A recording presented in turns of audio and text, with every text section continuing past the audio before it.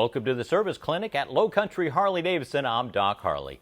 Today's tech tip, a little help for you in the shop. Maybe I can make your life a little bit easier with a little helpful tips here and there. Let me show you the first one. At Home Depot, Lowe's, at some construction places, even automotive places, you can find this insulation stuff that's like tar, okay? And it feels like tar, okay? And it's really sticky. And all you need is a little piece. You ever have a tool that you got to put a screw in a place, like a seat screw, that you really just, it always falls off? Put this little piece of tar on the end and stick it on there. How about it?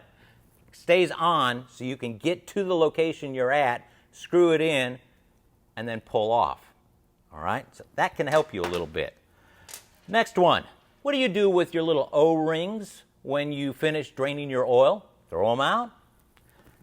Do you have any of these in your toolbox, these little swivels that wear out? Let me show you something. Take your O-ring, slide it over the top of it. You have to fight it a little bit, but if you put the O-ring over and then put it in between the hinges, it slows it down. It holds it just long enough that you can get to where you're going and screw it in. Now, they don't last forever, but you know, if you can help just one job in getting this swivel to stay in one position to get it to where it's supposed to go, it's a big help than trying to fight that. Next thing, for you Dyna people that have the master cylinder behind your exhaust, right next to your swing arm, really tough to get that brake fluid really close to the master cylinder and not spill, and we hate the corrosion that the .4 does. So here's the suggestion. When you buy yourself a bottle of brake fluid, .4 or .5, take the cap off. Now here at Low Country Harley-Davidson, on a side note, when we change a tire, cast wheel, we change out the valve stem.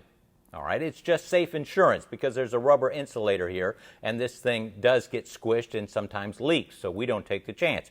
We replace it. So next time you have your cast wheel being replaced with a new tire, ask for your old valve stem back. Watch your service writer go, "What? Why do you want this?" Bring it home with you. Take the cap off your fluid, drill a 5/16 hole. Now, you can use the drill bit, but you got to be real slow. I like using one of these drill bits because it starts out small, and then you can get bigger and bigger and bigger till you mark where 5/16 is with a black magic marker. Make it a nice tight, oh, that reminds me, take the core out of your valve stem, all right, and then screw it into the hole, and it'll be tight. 5/16, the difference between that and the valve stem. Put it in till this rubber is against the cap. Then use the old washer and the nut from the valve stem and tighten it down. All right, so now you have the core out and this is tightened down and it's sealed. Then get yourself some fuel line, 1/4 inch fuel line. Do about 1 foot. That'll get you close enough to the master cylinder. And it's a tight fit between the valve stem. You have to almost screw it in. Now, I like a little insurance. I like putting a worm clamp on the end just to be sure, but I've also used a tie to just make sure that that stays tight. Now you can put this over. It's not going to leak out because you have such a small hole in the valve stem that you can find the master cylinder and squeeze as much fluid as you need. When you let go of the squeezing, the vacuum pulls what is in the tube back up a little bit.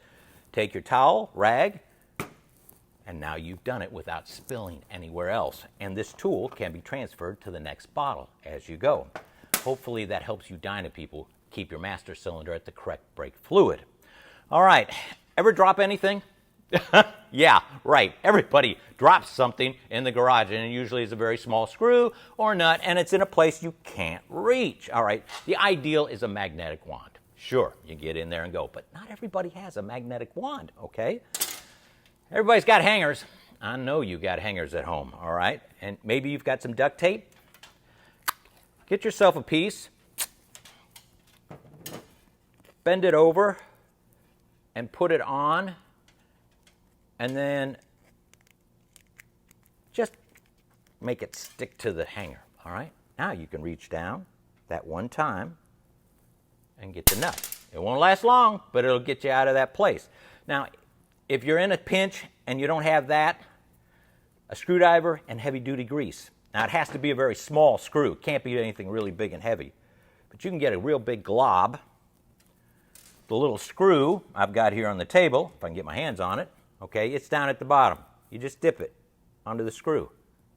It's strong enough to get it out of the place, just close. And then you clean the grease off the screw and the screwdriver, and try again to get it in its right place. I hope these small little tips help you in the garage get the job done a little bit easier with less frustration. I'm Doc Harley. We'll see you next week.